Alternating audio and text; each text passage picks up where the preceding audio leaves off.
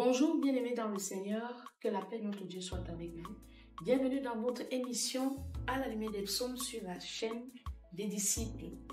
Il est important, comme nous avons dit précédemment, les psaumes sont des exercices d'application de notre foi. Après avoir lu la loi, après avoir lu les prophètes, après avoir pris connaissance de la nouvelle alliance, nous retournons dans les psaumes parce que lorsque Jésus-Christ ressuscite, et sur le chemin de Damas, il rencontre des disciples, il leur ouvre l'intelligence, l'esprit pour comprendre la parole de Dieu. Et de quoi est-ce qu'elle parlait? Elle parlait de la loi, elle parlait des prophètes et elle parlait des psaumes. Les psaumes sont des exercices d'application de notre foi.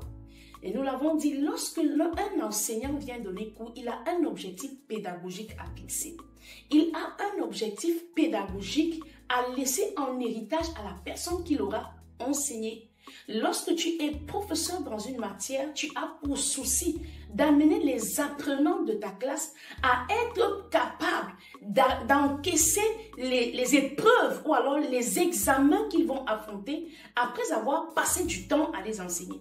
Et comment est-ce que tu fais pour vérifier si tout l'enseignement que tu as passé le temps à transmettre à tes enfants a été écoutez, est-ce qu'ils l'ont pris au sérieux? Est-ce qu'ils ont acquis les compétences que tu voulais leur transmettre? Bien aimé dans le Seigneur, les choses physiques en expliquant les choses spirituelles.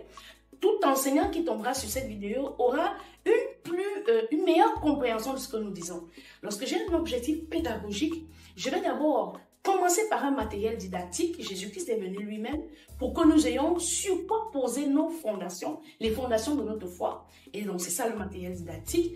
Après cela, nous avons ce qu'on appelle la transmission ou alors l'enseignement, la transmission du savoir, par l'art d'enseigner. Et donc, pendant l'évolution de la transmission du savoir, Jésus nous a enseigné la loi depuis la Genèse. Il nous a enseigné les alliances. Il nous a confirmé la parole des prophètes en se révélant au monde par son Fils unique. Et maintenant, nous retournons dans les psaumes pour voir si la foi que nous avons placée en l'Éternel, si nous avons vraiment retenu ce qu'il attend de nous. D'où les psaumes.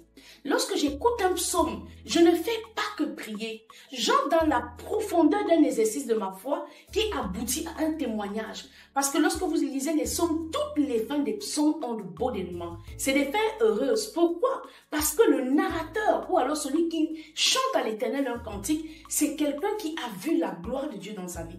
David est par excellence ce prophète messianique qui a vu la gloire de Dieu manifestée dans plusieurs domaines de sa vie. Dans plusieurs moments de sa vie, David a eu affaire à des ennemis, David a eu affaire au péché, David a eu affaire au combat dans la forêt, David a eu affaire au rejet de sa famille, David a même eu pour ennemis ses propres enfants. Donc, il a ces différents éventails d'exercices de notre foi qui peuvent nous permettre de nous retrouver dans toutes les conditions par lesquelles nous pouvons passer.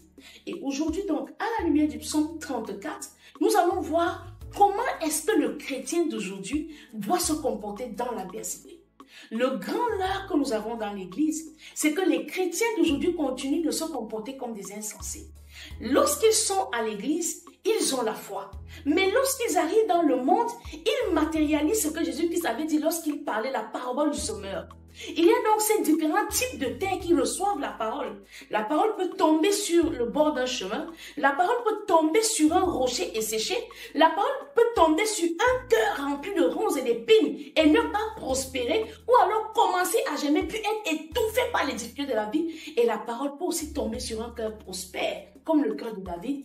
Et de cette petite graine-là, on obtient un grand arbre sur lequel désormais les oiseaux peuvent s'abriter. Bien-aimés dans le Seigneur, la parole de Dieu est bâtie sur l'enseignement. Jésus-Christ est venu pour apporter une bonne nouvelle. Et il allait de ville en ville enseignant les hommes pour que les hommes puissent être rétablis dans leur dignité. Partir de l'ombre de la mort sous laquelle nous étions tous avant la nouvelle naissance et retrouver maintenant la vie et la plénitude des promesses que Dieu a faites à Abraham. J'aimerais aujourd'hui que tu comprennes qu'à la lumière du psaume 34, Dieu veut te montrer montrer comment te comporter dans l'adversité. Ne sois plus cette terre où la graine tombe et le soleil vient chauffer. Le soleil représentant ici les difficultés de la vie.